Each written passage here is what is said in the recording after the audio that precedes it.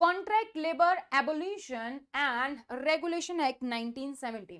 ये जो एक्ट है आपकी बार आपके एडमिन एंड फाइनेंस सेक्शन में ऐड किया गया है। जो भी तैयारी कर रहे हैं केवीएस एनवीएस के ज्वाइंट रिक्रूटमेंट के तहत टीयर 2 या फिर एलडी की अगर आप तैयारी कर रहे हैं तो उसमें आपका जो ये टॉपिक है ये आपका दिया गया है। तो assistant commissioner, principal, vice principal तीनों के लिए आपका जो है एडमिन एंड फाइनेंस में न्यूली एडेड टॉपिक है, जिसको हम क्विकली रिवाइज कर रहे हैं अपनी 10 minute series principal and vice principal exam master class में। तो अगर आप इस चैनल पर नए हैं, सबसे पहले तो चैनल को सब्सक्राइब कर लीजिए, साथ ही बेल आइकन को प्रेस कर लीजिए, क्योंकि आज का हमारा जो टॉपिक है ये इसको हम क्विकली रिवाइज करेंगे। जो भी इंपॉर्टेंट पॉइंट्स है वो हम यहाँ पर कवर करेंगे।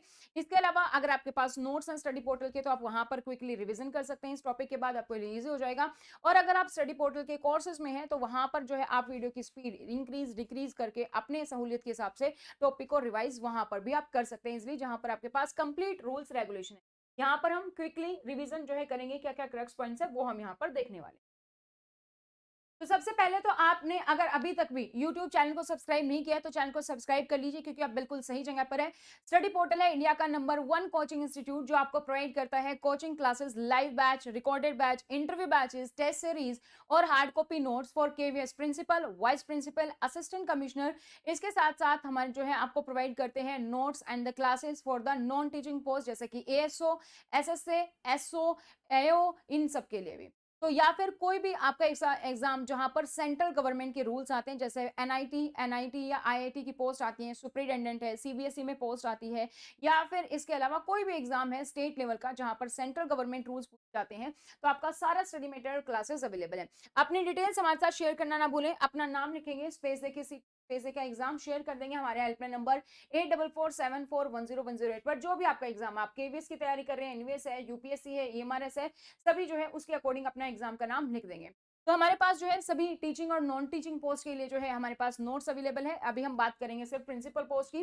तो यूपीएससी के लिए 11 बुक का सेट आता है जिसमें आपका कंप्लीट सिलेबस कवर है। इसके अलावा एनवीएस अगर आप टीयर 1 टीयर 2 चाहते हैं तो जो है 14 बुक का सेट है जिसमें टीयर 1 टीयर 2 दोनों ही कवर है। अभी वैकेंसी आई है, एक साल छोड़ के अगले साल जो है आपको ज्यादातर केवीएस एनवीएस वैकेंसी देखने को मिल जाती है। इन केस आपकी बार आप एलिजिबल नहीं थे या फॉर्म नहीं भर पाए या टीयर 1 क्वालिफाई नहीं कर पाए तो अभी से अपनी तैयारी स्टार्ट कर सकते हैं, क्योंकि हमें पता है टीयर 2 में बहुत ज्यादा टाइम नहीं मिलता है। अभी हमारे पास 1 मंथ का भी टाइम नहीं था और सिलेबस टीयर 2 का बिल्कुल अलग है टीयर 1 से। तो 8 बुक का सेट आपको मिल जाता है अगर आप तैयारी करें एलडी या फिर टीयर 2 की सिर्फ जो है उसके लिए आप नोट्स ऑर्डर कर सकते हैं। ईएमआरएस जो है आपका उसके लिए भी नोट्स अवेलेबल है। जिन्होंने ईएमआरएस अब की बार नहीं दिया था या एग्जाम देने नहीं आ पाए, क्योंकि दिल्ली एग्जाम था काफी लोग नहीं देने आ पाए, या टीयर 1 बाय चांस क्वालिफाई नहीं हुआ है, या टीयर 2 जो है आपका आप केवीएस पर फोकस करो, ईएमआरएस टीयर 2 नहीं दे रहे हो, तो या फिर अगले बार की आप तैयारी कर रहे हैं जो कि दिसंबर 2026 में ईएमआरएस की नोटिफिकेशन आने वाली है, तो उसके लिए भी आप जो है नोट्स ऑर्डर कर सकते हैं। यूपीएससी की वैकेंसी भी कभी भी आ सकती है। ये सभी नोट्स हिंदी और इंग्लिश दोनों ही मीडियम में अवेलेबल है। इनमें आपका पूरा सिलेबस कवर है। इस तरीके से आपके पास नोट्स पैक होकर पहुंच जाते हैं। और अगर आप दिल्ली एनसीआर में हैं तो आप जो है सेम डे डिलीवरी भी पा सकते हैं। अगर आपका ईएमआरएस का एग्जाम है और आपके ईएमआरएस का एग्जाम देने आ रहे हैं, अगर आपको लगता है कि मैं पैन इंडिया हूं, मैं दूर हूं, मुझे जो है नोट्स पहुंचने में टाइम लगेगा, तो जब आपका जिस दिन आपका ईएमआरएस का एग्जाम है आप जो है पहले एडवांस में बता सकते हैं कहां पर आपका एग्जाम सेंटर है। उस दिन भी आपको जो है सेम डे डिलीवरी पोर्टल के थ्रू आपके नोट्स जो है मिल जाएंगे, इन केस अगर आपको सेम डे डिलीवरी दिल्ली में चाहिए। तो आप जो है ऐप डाउनलोड कर सकते हैं स्टडी पोर्टल एकेडमी, जहां पर हमारे पास सभी कोर्सेज अवेलेबल हैं। फॉर द यूपीएससी अवेलेबल है, केवीएस एनवीएस के लिए अवेलेबल है, ईएमआरएस के लिए अवेलेबल है, और इसमें आपका पूरा का पूरा सिलेबस कवर है। जो भी न्यूली एडेड टॉपिक है वो सारे कवर है। Management supervision leadership, perspective on education leadership, office procedure, आपका administration finance with mock test यानी कि एमसीक्यू प्लस डिस्क्रिप्टिव, ये सारी चीजें हमारी जो है यहाँ पर इसमें कवर की गई है। तो इसमें आपका सारा का सारा सिलेबस कवर है। तो चलिए स्टार्ट करते हैं अपना आज का। हमारे पास क्या है, कॉन्ट्रैक्ट लेबर रेगुलेशन एक्ट है हमारे पास। अगेन कंटेंट सेक्शन में आपके पास पूरा डिटेल में है, आप वहां से देखोगे। क्विकली हम इसको रिवीजन करते हैं, ठीक है। तो ऑब्जेक्टिव क्या है, क्यों जरूरी है हमारे पास। तो act does not aim to abolish contract labour entirely but rather to regulate it where it must exist and abolish it in specific circumstances. अब ये जो एक्ट है हमारे पास कॉन्ट्रैक्ट लेबर, तो कॉन्ट्रैक्ट लेबर में गवर्नमेंट कुछ ऑर्गेनाइजेशन के लिए जो है डिनाई भी कर सकती है कि भाई जो है यहाँ पर जरूरत नहीं है, तो यहाँ पर हमारे ये जो रूल रेगुलेशन है वो हमारे पास लागू नहीं होंगे। लेकिन जहां पर भी हम कॉन्ट्रैक्ट लेबर को यूजुअली हायर करते हैं वहां पर हमारा ये जो एक्ट है ये काम करेगा। तो सबसे पहले तो बात करते हैं कहां पर काम करेगा, किसके लिए हमने बनाया। अप्लाइकेबिलिटी क्या है, to every establishment in which 20 or more workman are employment or were employed or any of the preceding 12 months as contract labour. कोई भी ऐसी ऑर्गेनाइजेशन जहां पर पिछले 12 महीने में 20 या उससे ज्यादा लोगों ने कॉन्ट्रैक्ट लेबर के तौर पर काम काम किया है वहां पर हमारा ये रूल जो है वो लागू होगा। एक तो उस कंपनी में जहां पर काम किया है, सेकंड कोई कॉन्ट्रैक्टर होगा जो कॉन्ट्रैक्ट एम्प्लॉय प्रोवाइड करेगा, तो उन सभी कॉन्ट्रैक्टर पर भी जहां पर भी जिस भी कॉन्ट्रैक्टर ने 20 या 20 से ज्यादा लोगों को किसी ऑर्गेनाइजेशन को प्रोवाइड करवाया है, तो कॉन्ट्रैक्टर पर भी अप्लाई हो रहा है और उस एस्टेब्लिशमेंट पर भी अप्लाई हो रहा है जहां पर जो है ये जो है एम्प्लॉय ने काम किया है कॉन्ट्रैक्ट लेबर ने। फॉर एग्जाम्पल आपका स्कूल है, बहुत बड़ा स्कूल है, आपको गार्ड की जरूरत पड़ेगी, आपने कॉन्ट्रैक्ट लेबर पे जो है गार्ड को हायर कर रखा है, ठीक है, आपके पास जो 50 गार्ड है, ठीक है, 50 गार्ड्स आपके पास कॉन्ट्रैक्टर पे, तो जिस कॉन्ट्रैक्टर ने आपको दिया उस पर भी अप्लाई हुआ और आप पर भी अप्लाई हुआ, दोनों केस में अप्लाई हुआ, ठीक है। नॉन अप्लाइकेबिलिटी कहां पर नहीं होगा, it does not apply to establishment where work is of an intermittent or the casual nature, जहां पर कैजुअल नेचर का है या बेसिकली इंटरमिटेंट है, यानी कि ऐसा कोई काम जो कि आपका यूजुअली वर्क परफॉर्म हुआ लेस देन 120 डेज, जहां पर आपके पास जो है जो अगर पूरे साल का जैसे काम है रेगुलरली, तो उसमें आपका जो कॉन्ट्रैक्ट लेबर है उसने 120 दिन से कम के लिए काम किया, या जहां पर सीजनल वर्क है ना, विंटर में ही चाहिए हमें, समर में ही चाहिए, ऐसा सीजनल है, वहां पर 60 दिन से कम काम किया है, तो वहां पर हमारे पास अप्लाईकेबल नहीं होगा। जैसे मैंने अभी एग्जांपल लिया, अब मान लीजिए आपका कोई स्कूल में बहुत बड़ा इवेंट होने वाला है, वैसे आप यूजुअली इतने गार्ड्स की इतनी जरूरत नहीं पड़ती है, आपने स्टाफ मंगवाया 30 लोगों का और वो आपको कितने दिन के लिए चाहिए था, 5 या 10 दिन के लिए, कोई इवेंट चल रहा था बहुत बड़ा, आपने एग्जीबिशन या कुछ भी की, तो वहां पर आपको चाहिए था, आपने मंगाया, तो वहां पर लागू नहीं हुआ क्योंकि हमारे पास उतने लोग ही नहीं है कॉन्ट्रैक्टर वर्कर, 120 दिन से कम के लिए आए थे, सीजनल था तो 60 दिन से कम के लिए आए थे, तो जहां पर इंटरमिटेंट है, कैजुअल नेचर है, 120 दिन से कम के लिए हमें काम है, या सीजनल तो 60 दिन से कम के लिए काम है 12 महीनों में, तो वहां पर हमारा ये एक्ट जो है अप्लाईकेबल नहीं होगा। Now we have some definition, definition में हमारे पास सबसे पहले क्या है, कॉन्ट्रैक्ट लेबर। कॉन्ट्रैक्ट लेबर कौन है, a workman is deemed to be employed as contract labour when he is hired in connection with the work of an establishment through a contractor. तो contractor labour कौन है, contractor labour वो labour है, वो employ है जो आपके यहाँ पर काम करने आ रहा है किसी कॉन्ट्रैक्टर के थ्रू, कॉन्ट्रैक्टर आपकी कंपनी को प्रोवाइड कर रहा है, वो कॉन्ट्रैक्ट लेबर है। तो जो भी वर्कमैन जो कि आपके यहाँ पर कॉन्ट्रैक्ट लेबर के तौर पर काम कर रही है और जो भी आपकी कंपनी का काम है उसके लिए आपने उसको हायर किया है किसी कॉन्ट्रैक्टर के थ्रू, उसी को हम जो है यहाँ पर उस एम्प्लॉय को, उस वर्कमैन को ही हम कॉन्ट्रैक्ट लेबर मानेंगे। Next is the principal employer. Who is the principal employer, आप होगे या कॉन्ट्रैक्टर होगा। So principal employer is basically the head of the office or department for government sector, local authorities और the, अगर कोई factory है तो वहां पर ओनर और द ऑक्युपायर। तो अगर गवर्नमेंट सेक्टर है तो जहां पर एम्प्लॉय काम कर रहा है, जहां पर ये कॉन्ट्रैक्ट लेबर काम कर रही है, जिस कंपनी में काम कर रही है, उसका जो हमारा हेड ऑफ ऑफिस है या जो हेड ऑफ डिपार्टमेंट है, यानी कि एचओडी है या एचओ है गवर्नमेंट सेक्टर में या फिर लोकल अथॉरिटी में, ठीक है। और अगर हम जो है बात करते हैं, अगर कोई फैक्ट्री है, प्राइवेट एस्टेब्लिशमेंट है, कोई ऑर्गेनाइजेशन है, ठीक है, वहां पर ओनर या जो भी ऑक्युपायर है वो यहाँ पर हमारा क्या होगा, प्रिंसिपल एम्प्लॉयर होगा। Then we have the contractor. Contractor कौन है, वो पर्सन जिसने की बेसिकली वो undertakes to produce a given result for the establishment other than a merely supply of good or who supply the contract labour. Contractor वो है, या तो वो बस आपको क्या काम है उसका कि बस आपको जो है कॉन्ट्रैक्ट लेबर प्रोवाइड करवा देगा, ठीक है, वो काम है। सेकंड क्या हो सकता है कि भाई आपका जो काम करना है उसको रिजल्ट भी आप देगा, ठीक है, तो सिर्फ ये नहीं है कि भाई सप्लाई करवा दी या गुड्स की वो पहुंचा दे, नहीं, जो आपको वर्कमैन दे रहे हैं, जो आपके यहाँ पर काम करेंगे, आपको कॉन्ट्रैक्ट लेबर जो है सप्लाई कर रहा है, वो हमारा क्या है, वो हमारा यहाँ पर कॉन्ट्रैक्टर है। Then we have the registration and licensing. तो to ensure accountability, the act maintains a dual system of oversight. तो आपको रजिस्टर भी करना है, आपको लाइसेंस भी लेना है। तो रजिस्टरिंग लाइसेंसिंग क्या है हमारा, सबसे पहले जो प्रिंसिपल एम्प्लॉयर है must register the establishment with the registering officer. तो हमारे पास क्या है, एक रजिस्टरिंग ऑफिसर है, तो जो भी कंपनी जो कि कॉन्ट्रैक्टर लेबर को हायर करने वाली है, उससे काम करवाने वाली है, उसको पहले रजिस्टरिंग ऑफिस में जाके प्रिंसिपल जो एम्प्लॉयर है उसको अपने आप को रजिस्टर करवाना पड़ेगा। सिंपल है, ऐसा नहीं है कि हमने जो है हायर करेंगे तो हम रजिस्टर करवा लेंगे, नहीं, ये हमारे पास जो है कंपल्शन है। अगर आपके ने रजिस्टर नहीं करवाया हुआ है तो आप कॉन्ट्रैक्टर लेबर हायर नहीं कर सकते, इज दैट सिंपल, ठीक है। तो ऐसा नहीं है कि भाई करवा लेंगे, नहीं करवाए तो अभी ओके, नहीं। तो सेक्शन 7 कहता है कि जरूरी है, अगर आपने हायर नहीं करवाया तो कॉन्ट्रैक्ट लेबर आप अपने रजिस्टर नहीं करवाया अपने आप को, तो आप कॉन्ट्रैक्ट लेबर हायर नहीं कर सकते, सिंपल। सेकेंड जो कॉन्ट्रैक्टर है must obtain a licence from the licensing officer. तो ये जो कॉन्ट्रैक्टर है, जो आपको कॉन्ट्रैक्टर जो एम्प्लॉय है वो प्रोवाइड करवा रहा है, इसके पास भी लाइसेंस होना चाहिए कि ये एम्प्लॉय को कॉन्ट्रैक्टर दे सकता है, किसी भी कंपनी को ये कॉन्ट्रैक्टर जो एम्प्लॉय है वो प्रोवाइड कर सकता है, तो इसके पास भी लाइसेंस होना चाहिए। तो एक लाइसेंस होना चाहिए लाइसेंस ऑफिसर के पास, जो कि क्या कर सकता है, एग्जीक्यूट कर सकता है कोई भी work through the contractor labour, वो कॉन्ट्रैक्टर के पास लाइसेंस होना चाहिए। तो ये हमारा सेक्टर जो है सेक्शन 12 कहता है। जिस कंपनी में कॉन्ट्रैक्टर जाएगा, जो कंपनी हायर करेगी, उसके पास रजिस्टर्ड होना चाहिए, और जो कॉन्ट्रैक्टर है जो प्रोवाइड करेगा उसके पास जो है लाइसेंस होना चाहिए। जहां पर एक साल में आपने 20 से ज्यादा कॉन्ट्रैक्टर लेबर को हायर किया है वो वहां पर, और जहां पर 120 दिन से ज्यादा काम हुआ, बेसिकली 12 दिन में 120 दिन से ज्यादा काम हुआ 20 लोगों से, वहां पर आप हायर कर रहे हो। वहां पर अगर लेस है तो वहां जरूरी नहीं है, ठीक है। अब जैसे आप अपने घर में अगर कोई हेल्पर बुलाते हो, है ना, हाउस हेल्प बुलाते हो, तो एक तरीके से आपने थर्ड पार्टी से लिया कॉन्ट्रैक्ट, तो वहां पर हम पर अप्लाई नहीं होता, क्योंकि हमने एक ही एम्प्लॉय को बुलाया, तो वहां पर अप्लाई केवल नहीं होता। कोई ऑर्गेनाइजेशन जहां पर 20 या 20 से ज्यादा लोग जो आप कॉन्ट्रैक्टर के तौर पर हायर कर रहे हो वहां पर है। अब जो लेबर है चाहे वो कॉन्ट्रैक्चुअल है, लेकिन लेबर तो है, आपको जो है उसके लिए जो है सारी जो इंफ्रास्ट्रक्चर है, बेसिक जो नीड्स हैं वो आपको पूरा करनी पड़ेंगी। तो यहाँ पर वेलफेयर एंड हेल्थ फैसिलिटी जो है वो कॉन्ट्रैक्टर लेबर को आपको प्रोवाइड करनी होगी। तो ये एक्ट क्या कहता है, ये एक्ट कहता है कि भाई जो कॉन्ट्रैक्टर वर्कर आप हायर कर रहे हो, कुछ मैंडेटरी जो है सर्टेन फैसिलिटीज है जो आपको यहाँ पर फुलफिल करनी पड़ेंगी, जैसे कि कैंटीन फैसिलिटी, यानी कि कम से कम जहां पर 100 या उससे ज्यादा कॉन्ट्रैक्टर लेबर्स एम्प्लॉयड हैं, तो वहां पर आपके लिए जरूरी है कि आप उनको कैंटीन बना के दोगे। सेकंड, रेस्ट रूम और द शेल्टर्स, तो जहां पर भी रिक्वायर्ड है कॉन्ट्रैक्टर लेबर, जहां पर उसको रात को रुकना पड़ेगा, तो उसके लिए आप रहने की जगह, रेस्ट रूम वगैरह वो सारी फैसिलिटी दोगे। उसके लिए ड्रिंकिंग वाटर फैसिलिटी होनी चाहिए, फर्स्ट एड फैसिलिटी होनी चाहिए, एक जगह पर नहीं मल्टीपल जगह पर होनी चाहिए, क्योंकि आपके पास 100 से ज्यादा एम्प्लॉय है कॉन्ट्रैक्टर लेबर, तो वहां पर आपके पास जो फर्स्ट एड फैसिलिटी है तो हर जगह पर हमारे पास नॉर्मली होनी चाहिए। ऐसा नहीं कि एक है किसी को जरूरत पड़ेगी तो आप बहुत टाइम लगा रहे हो, वो नहीं होना चाहिए। Separate toilets and washing facility जो है वो यहाँ पर होनी चाहिए। तो जब भी आप जो है ज्यादा मात्रा में जो है कॉन्ट्रैक्टर लेबर्स को हायर कर रहे हो, तो ये जो बेसिक नीड्स हैं वो आपको होनी चाहिए। नाउ अब कॉन्ट्रैक्टर लेबर जो है किसी कंपनी ने हायर किया, किसने प्रोवाइड किया है, कॉन्ट्रैक्टर ने प्रोवाइड किया है।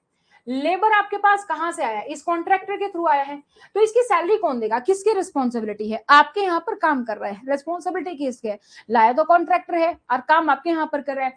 तो responsibility for the payments of wages हमारा सेक्शन 21 है, ये क्या कहता है, कॉन्ट्रैक्टर्स की ड्यूटी है, क्योंकि कॉन्ट्रैक्टर आपके पास लेकर आया है तो उसकी ड्यूटी है ना। तो जैसे अगर आप अपने घर में हाउस हेल्प लेकर आ रहे हो, किसी थर्ड पार्टी से लेकर आए हो, है ना, तो थर्ड पार्टी क्या करेगी, थर्ड पार्टी की रिस्पॉन्सिबिलिटी है कि वो उसको सैलरी दिलवाए टाइम पर। जिस जो एम्प्लॉय थर्ड पार्टी के थ्रू है वो बोलते हैं ना कि भाई इनकी सैलरी प्रोटेक्टेड है हमारे पास, कि हम जो है सैलरी इनकी देंगे, तो वहां पर उनकी रिस्पॉन्सिबिलिटी की वो सैलरी देंगे।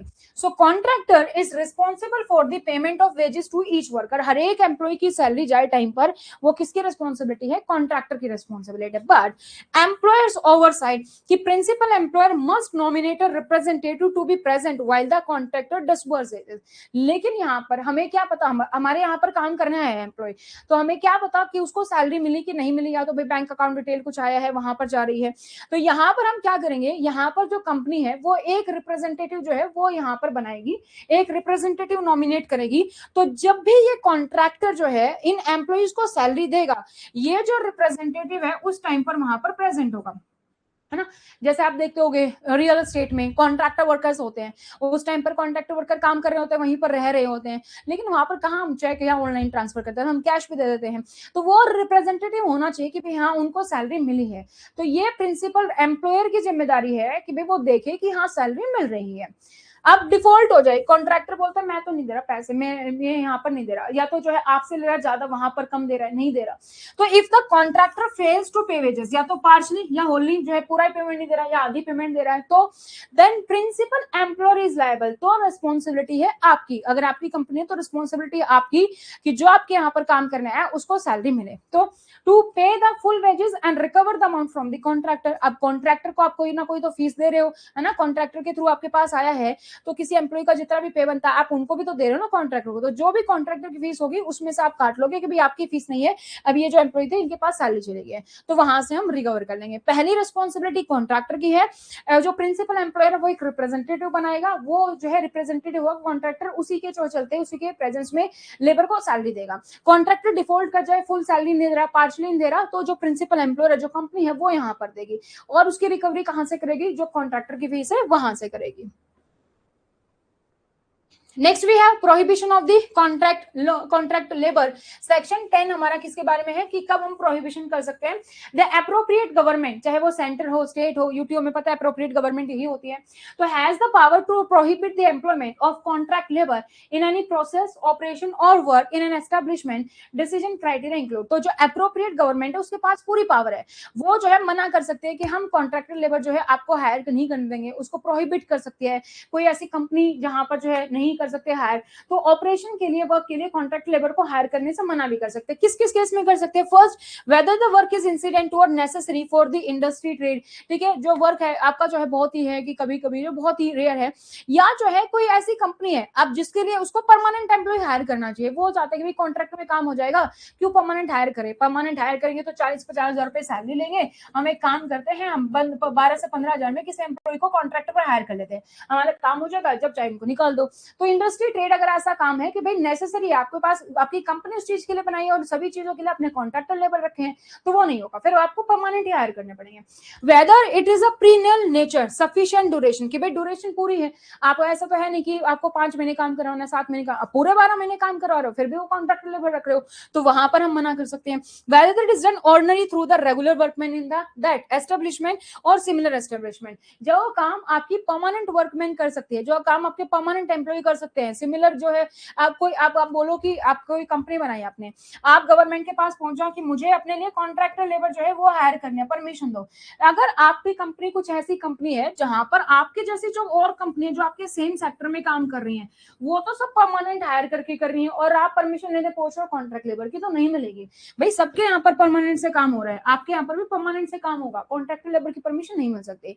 तो जो काम आपकी परमानेंट वर्कर कर सकते हैं, या आपके सेम सेक्टर में कोई और परमानेंट वर्क सही करवा रहे हैं तो आपको भी परमानेंट वर्कर से करवाना है, या जहां पर है कि भाई आपको जो है लंबे टाइम के लिए चाहिए, आपको 5-10 साल के लिए चाहिए, तो वहां पर कॉन्ट्रैक्ट नहीं, आपको परमानेंट एम्प्लॉय जो है वो आप हायर करो, ठीक है। तो prohibition of the contract labour ये हमारे यहाँ पर जरूरी है, ये हम याद रखेंगे।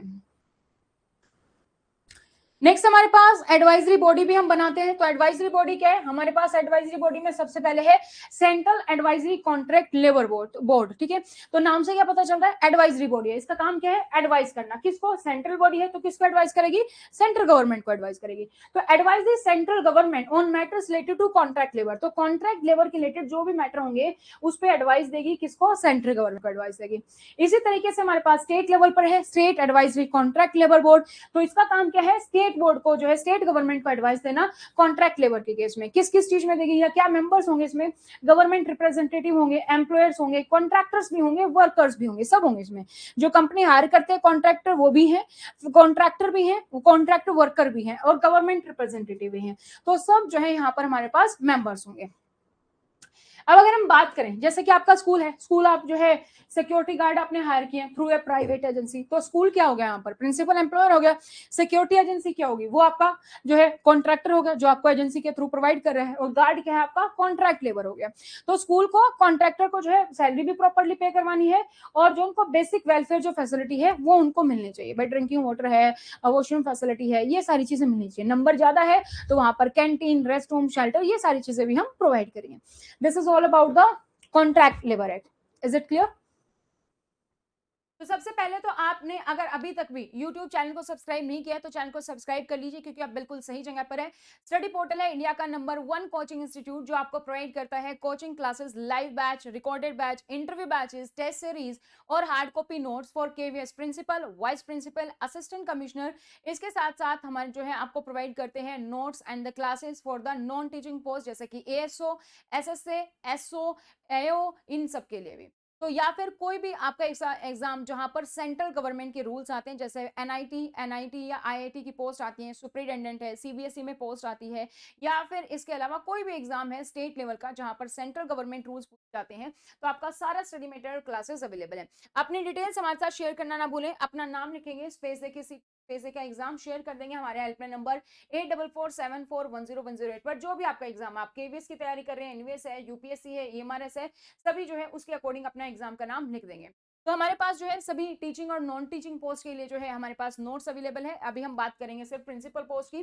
तो यूपीएससी के लिए 11 बुक का सेट आता है जिसमें आपका कंप्लीट सिलेबस कवर है। इसके अलावा एनवीएस अगर आप टीयर 1 टीयर 2 चाहते हैं तो जो है 14 बुक का सेट है जिसमें टीयर 1 टीयर 2 दोनों ही कवर है। अभी वैकेंसी आई है, एक साल छोड़ के अगले साल जो है आपको ज्यादातर केवीएस एनवीएस वैकेंसी देखने को मिल जाती है। इन केस आपकी बार आप एलिजिबल नहीं थे या फॉर्म नहीं भर पाए या टीयर 1 क्वालिफाई नहीं कर पाए तो अभी से अपनी तैयारी स्टार्ट कर सकते हैं, क्योंकि हमें पता है टीयर 2 में बहुत ज्यादा टाइम नहीं मिलता है। अभी हमारे पास 1 मंथ का भी टाइम नहीं था और सिलेबस टीयर 2 का बिल्कुल अलग है टीयर 1 से। तो 8 बुक का सेट आपको मिल जाता है अगर आप तैयारी करें एलडी या फिर टीयर 2 की, सिर्फ जो है उसके लिए आप नोट्स ऑर्डर कर सकते हैं।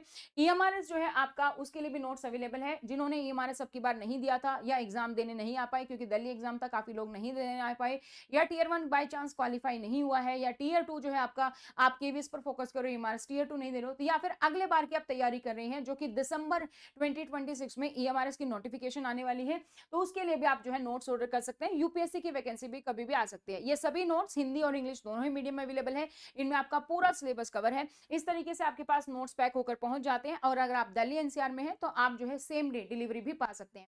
अगर आपका ईएमआरएस का एग्जाम है और आपके ईएमआरएस का एग्जाम देने आ रहे हैं, अगर आपको लगता है कि मैं पैन इंडिया हूं, मैं दूर हूं, मुझे जो है नोट्स पहुंचने में टाइम लगेगा, तो जब आपका जिस दिन आपका ईएमआरएस का एग्जाम है, आप जो है पहले एडवांस में बता सकते हैं कहां पर आपका एग्जाम सेंटर है। उस दिन भी आपको जो है सेम डे डिलीवरी पोर्टल के थ्रू आपके नोट्स जो है मिल जाएंगे, इन केस अगर आपको सेम डे डिलीवरी दिल्ली में चाहिए।